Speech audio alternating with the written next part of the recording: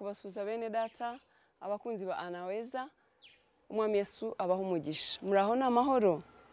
Haleluya. Natwe turashima Imana yatwongereye andi mahirwe undi munsi yo kubaho mu minsi yacu twaremewe n'Uwiteka yagize neza kandi ntabwo tuba twirengagije ko hari benshi batagize amahirwe yo kugera kuri uyu munsi. Umwami Imana rero ahabwa icyubahiro ko yaturinze yewe nawe tukaba turi amahoro. Haleluya. Uyu ni wa mwanya wacu kandi mwiza wo kuganira ku ijambo ry'Imana. Ni amahirwe tuba duhawe n'Uwiteka kuko turabizirikana kandi turabizi ko hari abantu bari mu bihugu aho batemerewe kuvuga ijambo ry'Imana, aho batemerewe gusenga. Rero twebwe dufite amahirwe, reka tujye tuyakoresha. Umwami Yesu abaho umugisha. Itegure mushyire za Bibiliya zanyu hafi, reka dutangire dusenga. Turagushimiye Mana yacu nkuru, Imana ikomeye kandi igira neza, Imana y'urukundo n'imbabazi. Wagize neza mwami Imana kuturinda agiye n'abakunzi ba Anaweza. Ubuntu bwawe n'imbabazi zawe byabanye natwe iminsi itambutse yose waraturinze mwami. Utwongere undi munsi kandi ni amahirwe tugushimira mwami Imana, ntabwo tubikerensa, tubifashe ko ari iby'agaciro cyane kuko hari benshi bifuje kugera kuri uyu munsi ariko batawugezeho. Niyo mpamvu imitima yacu ivuze ngo Mana uhabwe icyubahiro n'ikuzo mu izina rya Yesu. Uyu ni wa mwanya wacu rero mwiza mwami Imana waduhaye kugira ngo tuganire ku ijambo ryawe. Ni umwanya w'agaciro, ni umwanya twubashye. Bana natwe rero Mwuka Wera w'Imana, bana natwe utuyobore, uduhugure, utwigishe, udusobanurire, uduhe ubwenge bwo kumenya no gusobanukirwa ijambo ryawe. Kuko ijambo ryawe ni umutima w'ubugingo, niryo ridufasha rikadushoboza rikatubera impamba muri iyi si mwami Imana. Rikadushoboza kugendera mu nzira ushaka nizo wishimira. Izina ryawe nishimwe. Uwiteka Imana ntudusige ntutureke, reka tukubone dutangirane kandi tuze gusozanya. Urakoze mwami, humugisha abakurikiye ijambo ry'Imana bose bagubwe neza kandi data uhumura amaso yabo y'imitima kugira ngo babashe kumenya icyo bashaka muri iyi minsi. Izina ryawe nishimwe mu izina rya Yesu Kristo. Amen, amen, haleluya. Uyu munsi rero tugiye kuganira ku ijambo ryiza ry'Imana rivuga ngo gusenga bihindura ibyanze guhinduka. Haleluya. Gusenga bihindura ibyanze guhinduka.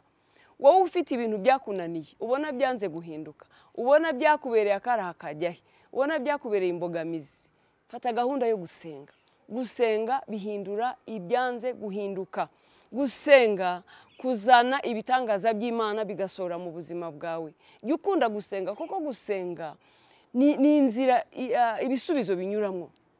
Haleluya. Ntukabe umunebwe wo gusenga, jya ugira umwete wo gusenga no kwegera Imana kuko gusenga bizaguhindurira ibyo byose ubona byanze guhinduka. Ibyo byakubujije amahoro, ibyo byakubereye imisozi.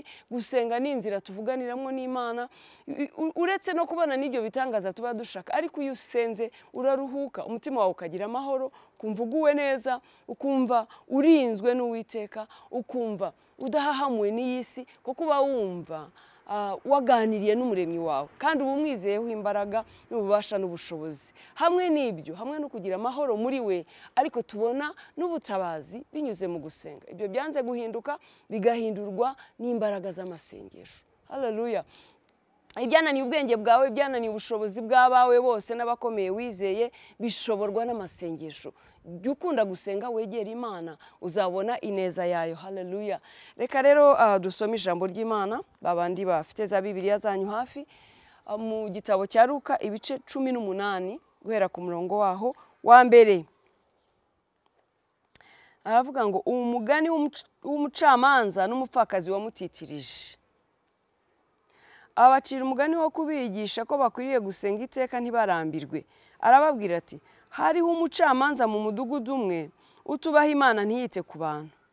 Muri uwo mudugudu harimo umupfakazi, aramusanga aramubwira ati, ndengera ku mwanzi wanjye. Amara iminsi atemera, ariko aho ageze aribwira ati, nubwo ntubaha Imana kandi sinite ku bantu, ariko koko uyu mupfakazi anduhije ndamurengera ngo adahora aza iminsi yose akandushya. Haleluya.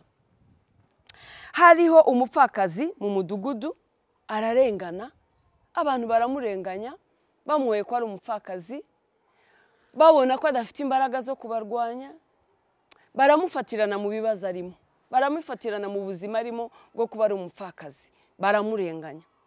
Ariko umupfakazi yarazi uburenganzira bwe, umupfakazi yarazi ko ashobora kurenganurwa, umupfakazi yarazi ko atagombye kugumaho ngo bamubindikiranye bamurenganye bamwime uburenganzira bwe gusa ngo nuko ari umupfakazi. Aravuga ati ngombe njye ku mutegetsi andenganure. Haleluya. Ndajya ku mucamanza mubwira ibibazo byanjye, mubwira akarengane kanjye, ibyo ari byo byose arandenganura. Noneho uyu mucamanza ngo ntiyubahaga Imana kandi ntiyitaga no ku bantu, mbese yari ikigenge yikorera ibyo ashaka. Haleluya. Ngo ntabwo yubahaga Imana kandi nta nubwo yitaga no ku bantu. Umva, amara iminsi atemera, ariko aho ageze, reka dusubire haruguru banze wumve, hariho umucamanza mu mudugudu umwe utubaha Imana ntiyite ku bantu, ntiyubahaga Imana kandi ntiyite ku bantu. Ngo amara iminsi atemera kumurengera, ariko aho bigeze aribwira ati nubwo ntubaha Imana kandi sinite ku bantu, ariko kuko uyu mupfakaza nduhije ndamurengera ngo adahora aza iminsi yose akandushya. Uyu mucamanza ngo ntiyubahaga Imana nta nubwo yitaga ku bantu, yakoraga ibintu uko abyumva mu bwenge bwe, mu bwibone bwe, muri kamere ye. Ntiyubaha Imana, ntayitinye, ntamenye yuko Imana ariyo yamwimitse, yamushyizeho, kuko nta bwami butimikwa n'Imana. Ntamenye ko umwanya arimo yawuhawe n'Uwiteka. Ngo ntiyite ku bantu, akabasuzugura, akabatesha agaciro, kandi ngo ntiyubahe n'Imana. Ariko ngo umupfakazi aramutitiriza we. Umucamanza yagira ngo aratuje, umupfakazi akaba arahageze arakomanze, akamwihorera ati nimumwirukane. Saa sita yagira ngo avuye ku kazi aje gufata amafunguro ya kumanywa, umupfakazi akaba arahageze.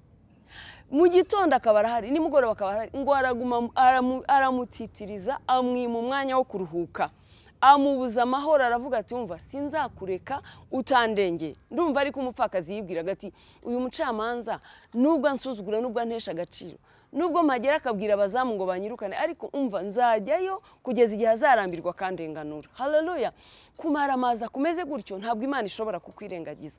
Usenga Imana ubudatuza, ugayititiriza, kumanywa ugasenga, mu gitondo ugasenga, nijoro ugasenga, ugahora ujya imbere y'Imana uyizeyeho ubutabazi, uyizeyeho ibyiringiro, uyizeyeho imbaraga, ntabwo yabura kukurenganura, ntabwo yabura kukugirira neza, ntabwo yabura kugutabara, ntabwo yabura guhindura ibyo byanze guhinduka.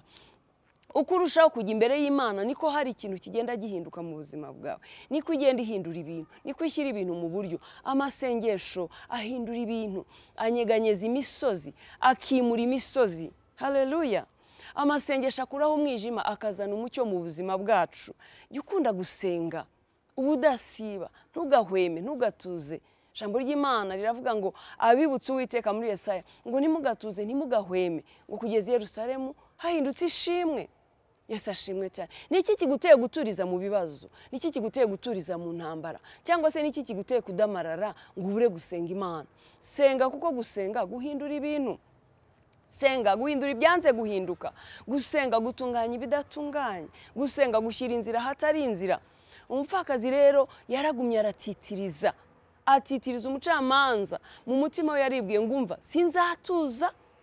Ngira ngo niko yibwiye ati sinzatuza, sinzakureka kugeza undenganuye. Araguma aramutitiriza, amubuza amahoro, kugeza aho umucamanza yibwiriye ati nubwo ntubaha Imana jyewe rwose nkaba ntubaha Imana, ntagira n'akantu ko gutinya Imana muri njyewe, ariko kuko uyu mupfakaza nduhije, ntatuma mpumeka, ntatuma ngubwa neza, ntatuma nsabana n'urugo rwanjye, ndagera mu rugo agahita akomanga nkamwirukana, nkagira ngo aracika intege ejo akabaraje. Nubwo ntubaha Imana, sinubaha abantu, ariko uyu mupfakazi koko anduhije, ndamurenganura kugira ngo mbone amahoro. Haleluya.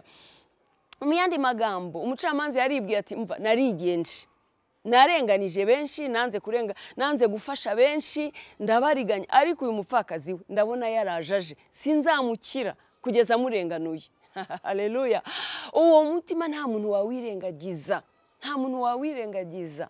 Uretse uwo mucamanza n'umuntu wagenda ugatura ikibazo cyawe, none ukagenda akanga, ejo ugasubira, ejo bundi ugasubira, naho yaba ari umuntu usanzwe, yabura amahoro akavuga tumva reka mwikize, koko ambujije amahoro.